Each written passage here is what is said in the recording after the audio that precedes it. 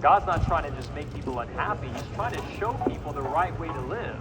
Like we were talking about, like with our children, like I don't just tell my children not to do something just for the fun of it. I tell them not to do it because I do not want them to get hurt or end up growing into an adult that is selfish, stealing, lying.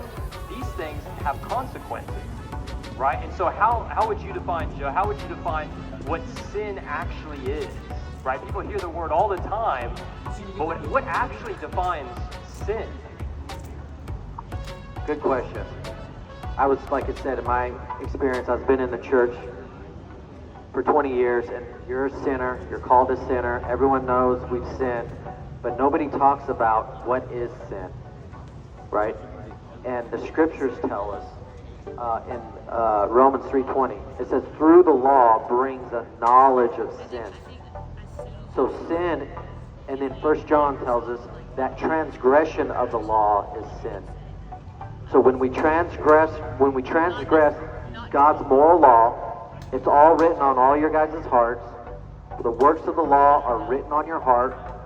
Your conscience, because you have a conscience, it's the neutral judge that sits on the courtroom of your mind. So every time you do wrong, you know you're doing wrong because you have a conscience. Because God's moral law is written there. So sin is every time we transgress God's moral law. The Ten Commandments are a good outline of that law. That is sin. And once I found out, once I was given that knowledge of my sin, then I could see my sin exceedingly sinful. Then it made sense. I saw a reason why I deserve to go to hell when I die.